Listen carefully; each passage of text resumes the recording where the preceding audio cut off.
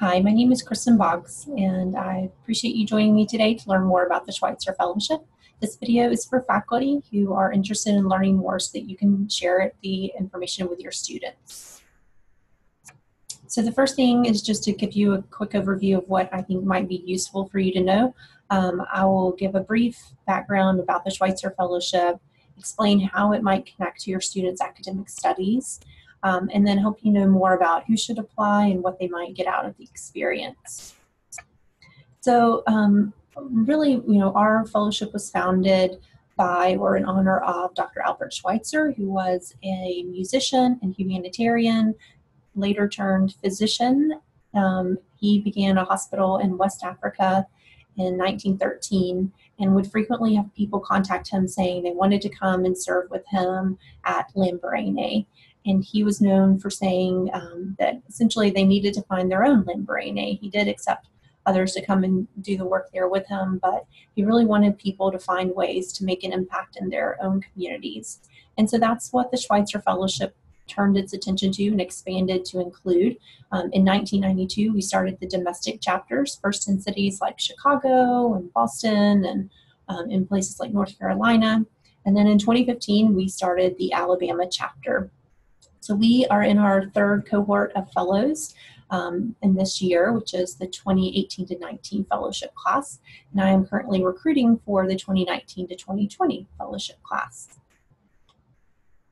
Our mission is really to equip graduate students and professional school students to continue to serve underserved populations. And so really, we are targeting them at the point in time at which they are making those decisions about where to work, who to work with, what to direct their professional activities towards. And we want them to get out of this experience with both a skill set, but also just an increased sense of commitment to this type of work. Regarding our connection to academics, I do want to make the point that we do not provide academic credit for this experience. This is not an internship or practicum. Fellows do receive a stipend through the fellowship year. If they're doing it as an individual, it's $2,500. And if they're doing it as a partner project, then they share that stipend. Although they do not receive academic credit, I think there are some great ways that they can align this with their academic studies. So projects may be an outgrowth or of a research focus that they're pursuing for their master's thesis, for their PhD program. And so this gives them an opportunity to put into practice something that might otherwise be studied in more theoretical terms. But we recognize that the Schweitzer Fellowship does create an additional workload, and we don't want applicants to take that lightly. And so academic departments oftentimes advise us on what year of study a student should be in order to really participate fully in this experience, so that it's not overlapping with those really time-consuming or demanding semesters. So do note that we operate on a cycle.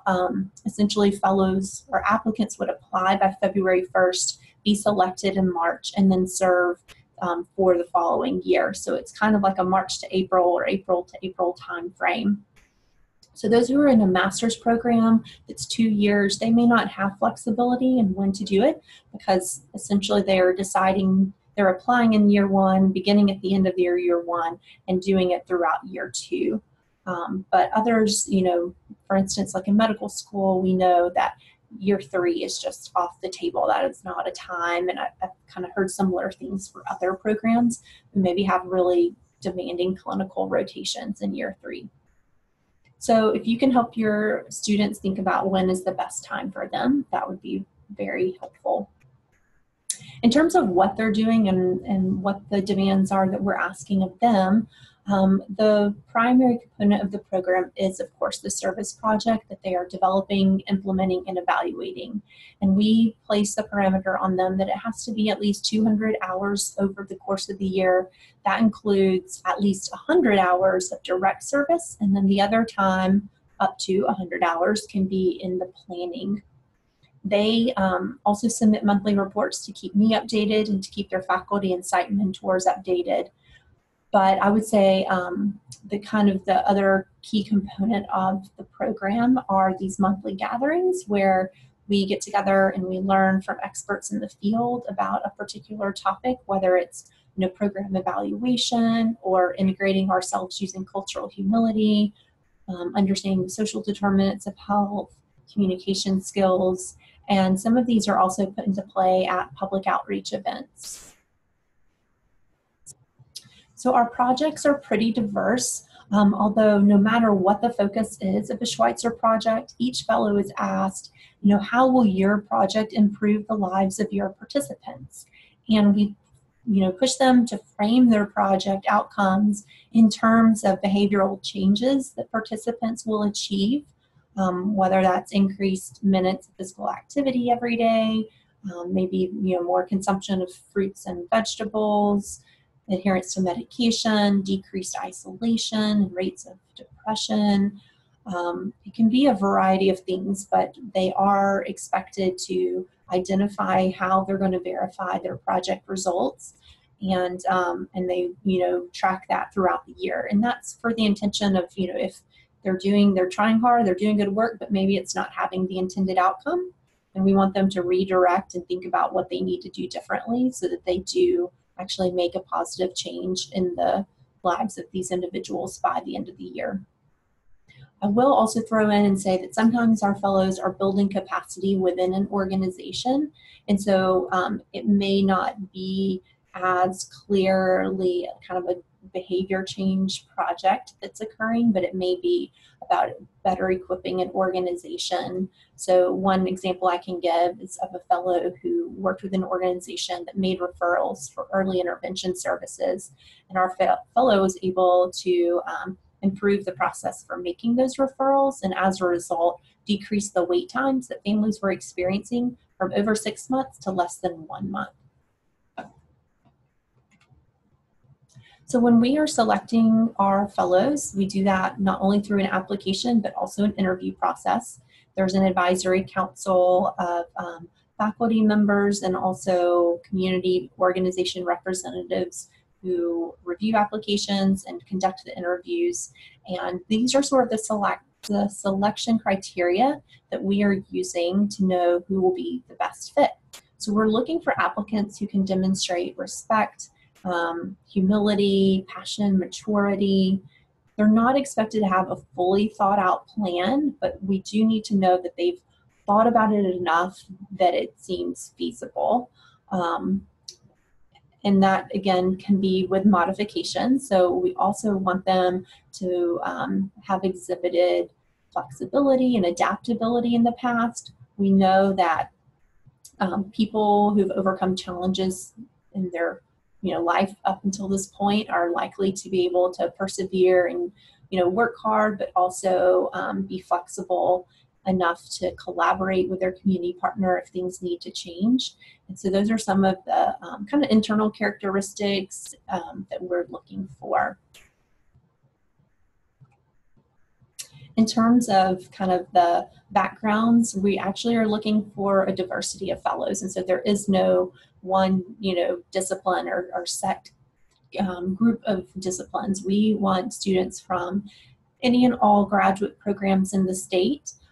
They do tend to come from health-oriented fields like nursing and medicine and dentistry and public health and health professions, but that's we also recognize that we want our fellows addressing social determinants of health, and so a lot of times graduate students in education or law, social work, counseling, etc., are really well equipped to do that. So we pride ourselves on having students from multiple institutions and multiple disciplines.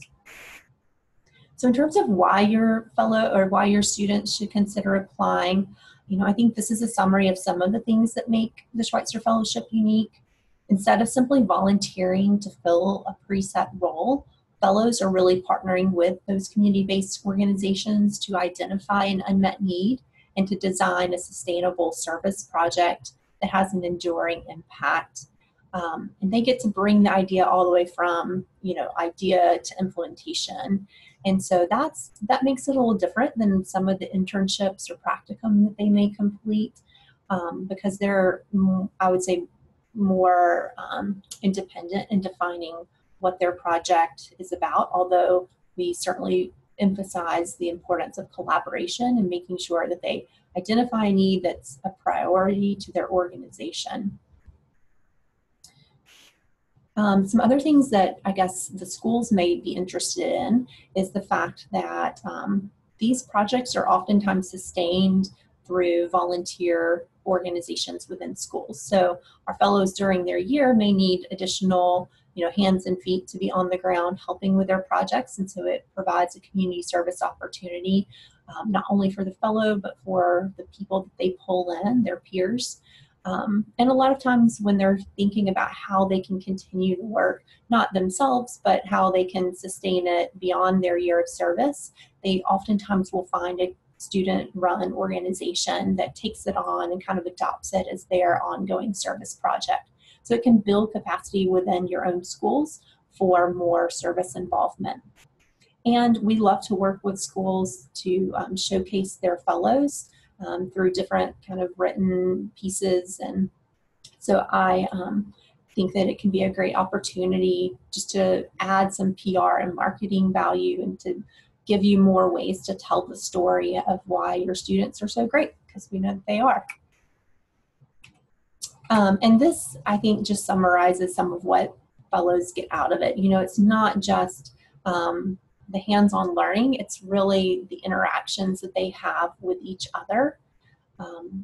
They are inspired by each other, and it gives them, I think, a better sense of the interdisciplinary nature of the fields that they're entering. And again, this goes back to our objective, which is really just to embolden them to feel confident in pursuing these types of careers.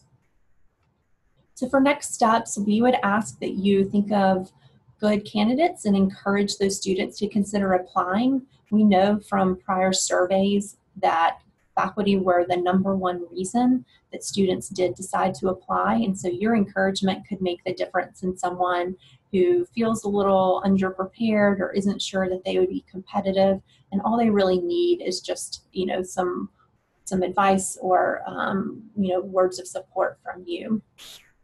You might be able to help them brainstorm topics and ways that their discipline could connect to a particular health or human service need. But I'm also available to do that, and so I'll be encouraging students to reach out to me and meet one-on-one, and I'll be available to connect them to community partners as well.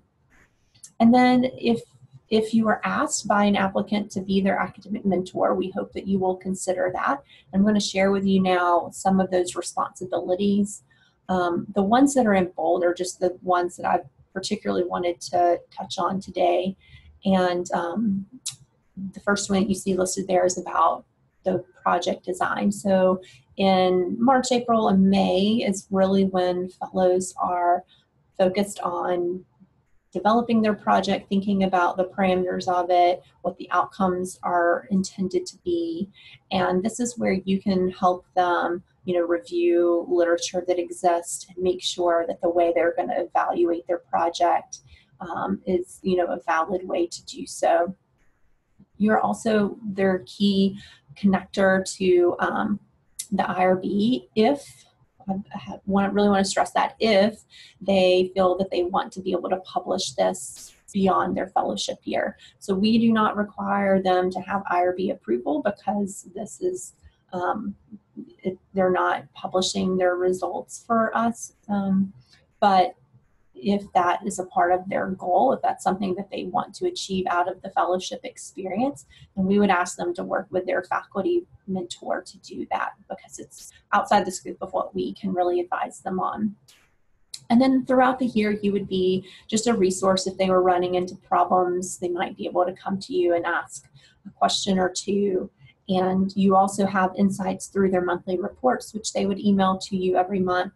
And you could, read through them and respond if you have any feedback, either something to help them overcome a problem that they're encountering, or just a word of it, kind of great job. So Those are sort of the key, I would say, roles that you would play.